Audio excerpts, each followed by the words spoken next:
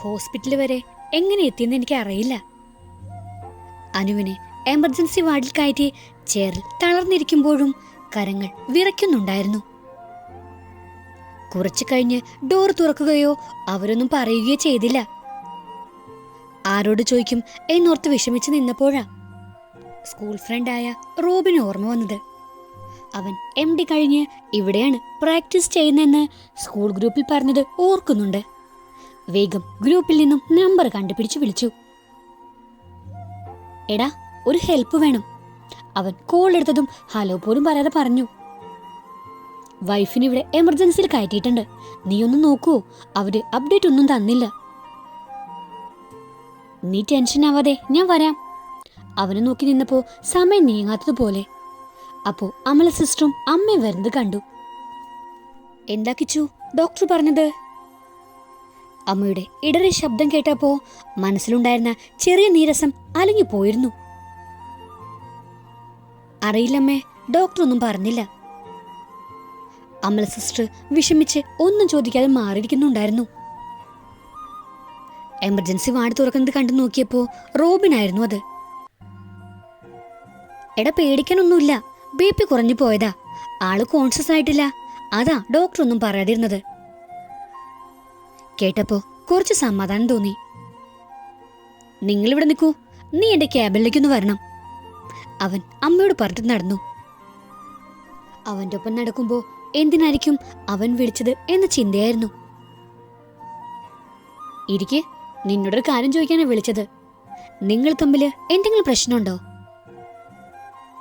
ഞാൻ ഒന്നും മിണ്ടിയില്ല. വൈഫ് അപ്സെറ്റ് ആണെന്ന് തോന്നുന്നു. മനസ്സിനെ വല്ലാതെ വേദനിപ്പിക്കുന്ന കാര്യങ്ങൾ നടന്ന ചിലർക്ക് ഇങ്ങനെ ഉണ്ടാവാറുണ്ട്. ഇപ്പോൾ നോർമൽ ആയിട്ടുണ്ട്. പക്ഷേ ആരെയും കാണാൻ താല്പര്യമില്ലെന്നാ പറഞ്ഞേ. അതുകൊണ്ടാ ഞാൻ അവരുടെ അടുത്ത് നിന്നും പറയാതിരുന്നത്. നിങ്ങൾ തമ്മിൽ എന്തെങ്കിലും പ്രോബ്ലം ഉണ്ടെങ്കിൽ സംസാരിച്ച് തീർക്ക്. ഞാനൊന്ന് കയറി കണ്ടോട്ടെ? കണ്ടോളാനാണ് ഡ്യൂട്ടി ഡോക്ടർ പറഞ്ഞത്. ഞാൻ അവന് താങ്ക്സ് പറഞ്ഞിറങ്ങുമ്പോൾ ഓർത്തു, കാണാൻ കയറിയ അവന് കൂടുതൽ വിഷമിക്കുകയുള്ളൂ. അമൽ സിസ്റ്ററിനോട് കയറി കാണാൻ പറയാം. രണ്ടുപേരും നല്ല ടെൻഷനോടെ തന്നെ എമർജൻസി റൂമിന്റെ ഡോറിനടുത്ത് നിൽക്കുന്നുണ്ടായിരുന്നു. അമല സിസ്റ്റർ കണ്ടോളൂ, ഞങ്ങളെ കണ്ട അനു പിന്നെയും വിഷമിക്കും. അമല സിസ്റ്റർ പെട്ടെന്ന് കയറാൻ തുടങ്ങിയപ്പോ അമ്മ കൈ പിടിച്ചു. ഞാനൊന്ന് കണ്ടോട്ടെ? അതൊരപേക്ഷയായിരുന്നു. വേണ്ടമ്മേ, അനു എങ്ങനെ പ്രതികരിക്കുന്ന അറിയില്ല. അതുകൊണ്ട് ഞാൻ അമ്മയെ തടഞ്ഞു. ഒരു തവണ മാത്രം. അനുമോൾ എന്തു പറഞ്ഞാലും ഞാൻ കേൾക്കാൻ ബാധ്യസ്ഥയാണ്. അമ്മ എല്ലാം അംഗീകരിച്ചു എന്ന് അത് കേട്ടപ്പോ എനിക്ക് ഉറപ്പായിരുന്നു. പക്ഷേ അനു... അമല സിസ്റ്റർ അമ്മ കയറിപ്പോകുന്നത് ഭയത്തോടെ നോക്കി നിൽക്കുന്നത് കണ്ടു. കിരൺ, ലക്ഷ്മി എല്ലാം അറിഞ്ഞോ? അനില, അവളെന്തെങ്കിലും പറഞ്ഞ ലക്ഷ്മിക്ക് എന്തെങ്കിലും? അറിയില്ല. ഞാൻ ചെയറിലിരുന്നു. അമല സിസ്റ്റർ കൊന്തെടുത്ത് പ്രാർത്ഥിക്കാൻ തുടങ്ങിയപ്പോ ഞാൻ കണ്ണടച്ചിരുന്നു. കണ്ണു തുറന്ന് കിടന്നപ്പോ ഞാനിങ്ങനെ ഇവിടെ എത്തിയെന്ന് ആലോചിച്ച് നോക്കി.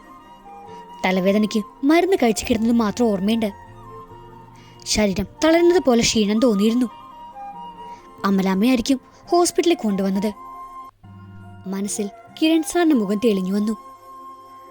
അമലാമ്മ വിളിച്ചു പറഞ്ഞു കാണുമോ? ഞാൻ അങ്ങനെയൊക്കെ പറഞ്ഞപ്പോ ഒത്തിരി വിഷമിച്ച് കാണും. പെട്ടെന്ന് ആ മുഖം കാണാൻ തോന്നി എനിക്ക്. ബന്ധങ്ങളില് നീ കുടുങ്ങി കഴിഞ്ഞിരിക്കുന്നു അനില. ഇനി നിനക്ക് മോചനമില്ല. മനസ്സിൽ പിന്നെയും സങ്കടം കുന്നുകൂടി. അത് മറക്കാൻ കണ്ണടിച്ചിരിട്ടാക്കി ഞാൻ. നെറ്റിയിൽ ആരോ തലോട് നിറഞ്ഞാണ് കണ്ണു തുറന്നത്. കിരൺ സാറിന്റെ മുഖം കാണാൻ കൊതിച്ചു നോക്കിയപ്പോ ലക്ഷ്മി ആന്റി അല്ല, അമ്മ. കണ്ണുകൾ കുരുത്തപ്പോ ഞാൻ മുഖം തിരിച്ചു. മിഴികൾ നിറഞ്ഞൊഴുകുന്നെന്ന് അറിയുന്നുണ്ടായിരുന്നു. അവരുടെ തലോടൽ എന്റെ മനസ്സിന്റെ പകുതി ഭാരം കുറച്ചതുപോലെ തോന്നി. ഇതെന്തത്ഭുതമാണ്! അമ്മയുടെ തലോടൽ എല്ലാ വേദനകൾക്കും മായ്ക്കുമെന്ന് പറഞ്ഞു കേട്ടിട്ടുണ്ട്.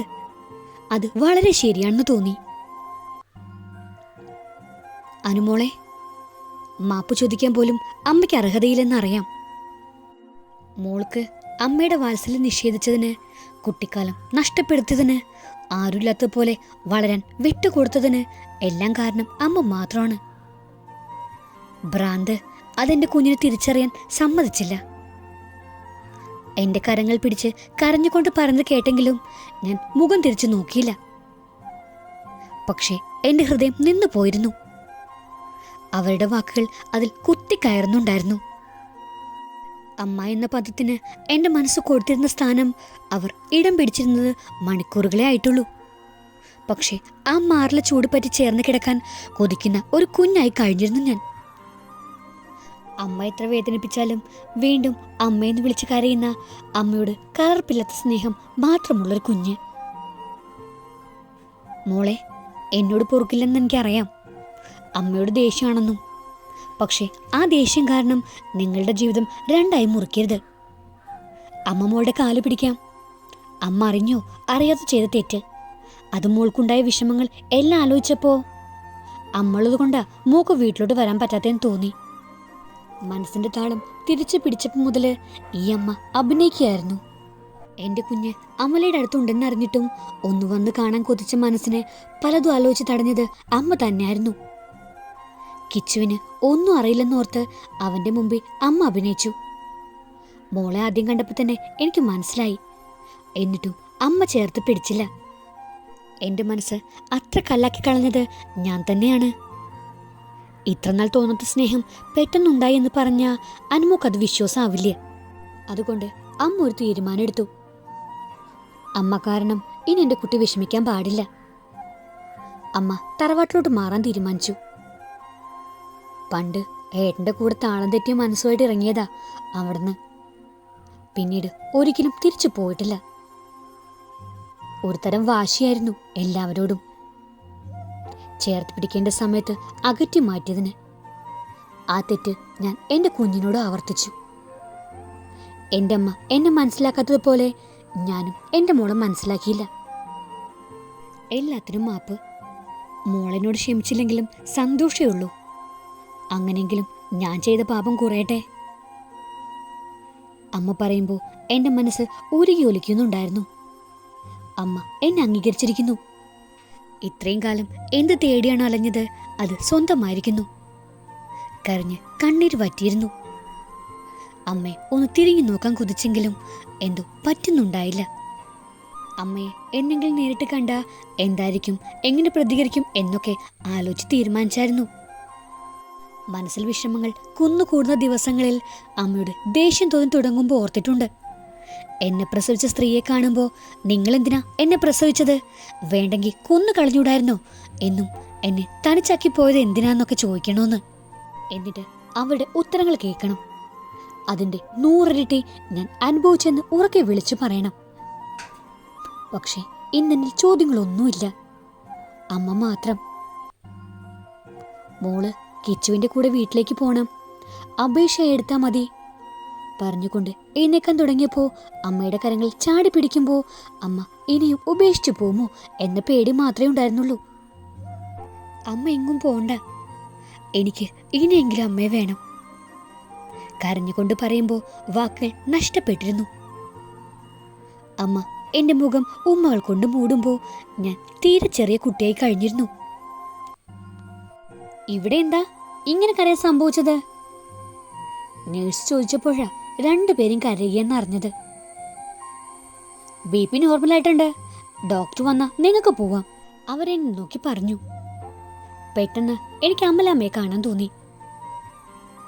അമലാമ്മ പുറത്തുണ്ടോ? ഉണ്ടെങ്കിൽ ഒന്ന് വിളിക്കാവോ? ഞാൻ അമ്മയോട് ചോദിച്ചു. എമർജൻസി വാർഡായതുകൊണ്ട് എല്ലാവർക്കും കയറാൻ പറ്റില്ല. മാഡം പുറത്ത് പോയിട്ട് കുട്ടി അന്വേഷിക്കുന്ന ആളോട് വരാൻ പറയൂ, നേഴ്സ് പറഞ്ഞു. ലക്ഷ്മിയമ്മ കണ്ണുകൾ തുടച്ച് എന്നെ നോക്കി പുഞ്ചിരിച്ചു. അമ്മ പുറത്തു നിൽക്കാം. എൻ്റെ മനസ്സിൽ ലോകം കീഴടക്കിയ സന്തോഷമായിരുന്നു.